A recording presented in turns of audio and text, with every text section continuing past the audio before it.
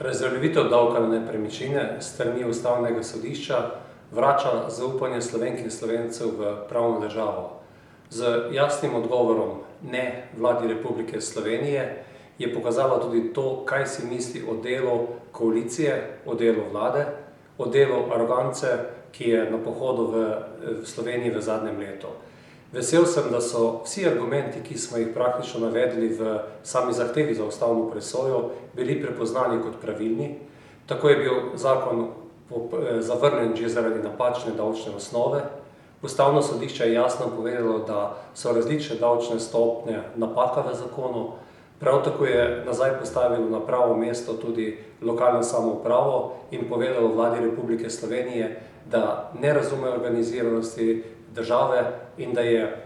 praktično v nasprotju z evropskimi normami tudi pozicioniralo občine v tem davku. S tem, ko je zakon razveljavljen, se je po mojem globokem prepričanju tudi predsednica vlade, gospa Alenka Bratušek, dobila nezaupnico s strani Ustavnega sodišča, kajti tudi sama je vezala svojo zaupnico na same prihodke iz tega zakona. Vesel sem tudi tega izreka,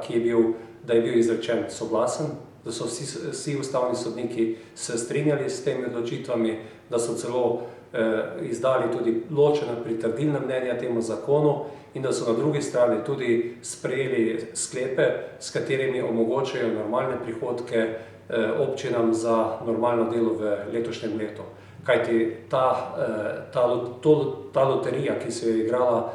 vlada s tem davkom, bi lahko imela dolgoročne posledice tudi za slovenske občine, kajti okrnjeno bi bilo financiranje, okrnjeno bi bilo tudi črpanja sredstev. Delim veselje tistih, ki so nasprotovali temu zakonu, zato z tega mesta še enkrat iskrena zahvala vsem pobudnikom peticije,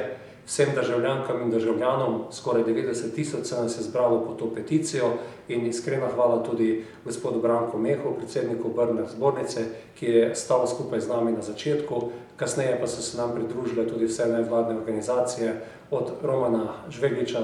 in njegove kmetje, na drugi strani tudi predstavniki civilne družbe z gospodom Mitjo Štularjem in prav tako tudi predstavniki brezposelnih z gospodom Ivanom Cencljem. Pridružila se nam je tudi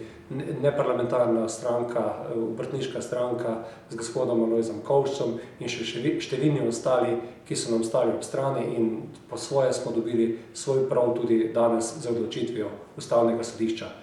Če strnem, ni potrebno biti doktor prava, da veš, da je zakon neumen in to smo tisti, ki uporabljamo kmečko pamet pri svojem delu in imamo tudi izkušnje v delu, dokazali v tem postopku.